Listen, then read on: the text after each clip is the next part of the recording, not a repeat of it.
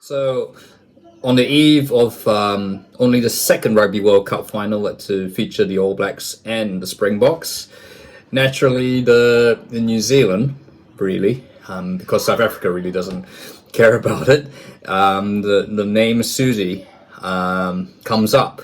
Now, of course, if you didn't know, there's allegations, of course, that there was a mystery waitress at the All Blacks hotel in Johannesburg who was responsible for making half the team sick on the eve of the Rugby World Cup Final in 1995. Of course, this was a story it was started up by Laurie Maines, but look, let's go into that a bit more. And naturally, Susie's been sort of blamed for the All Blacks and Jonah Lomu, etc., not winning the Rugby World Cup. But yeah, look, I guess we'll have to. I'll need to give a bit of background, and before we kind of delve into whether Susie was really a myth or not. So look, 1995 Rugby World Cup, as you know, Jonah Lomu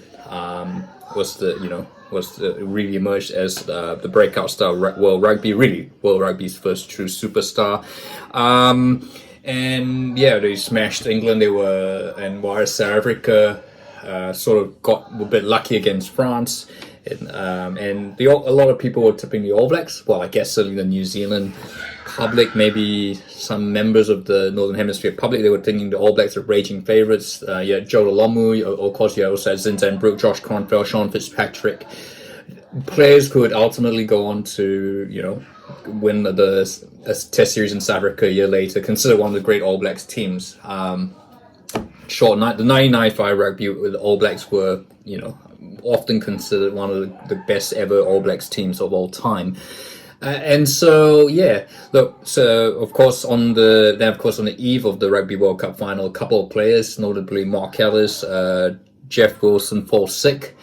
And look, there's a lot of question marks as to whether they would play. Ultimately, they did play, but they were very, very sick. They were, I think, Mark Ellis and Jeff Wilson reportedly throwing up.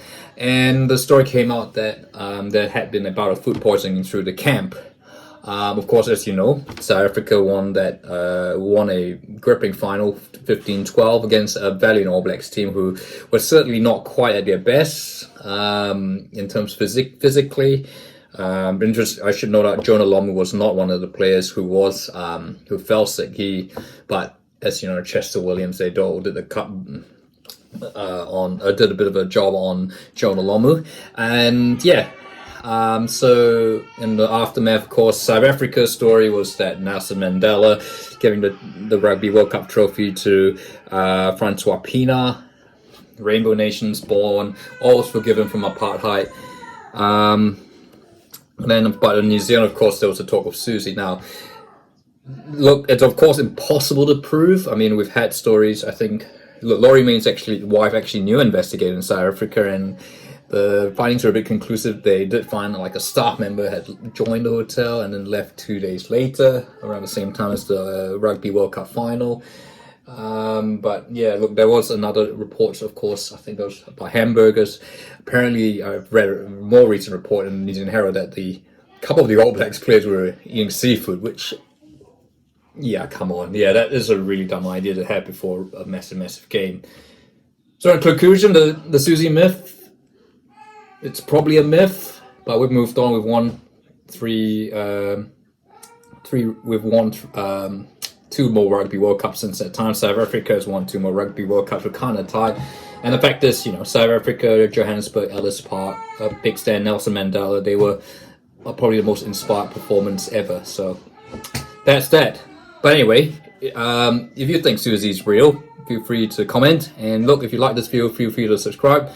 And look, in the meantime, if anyone knows Liam Neeson's number, just feel free to message the Darren Shan, the All Blacks. Wait, he's not the manager anymore.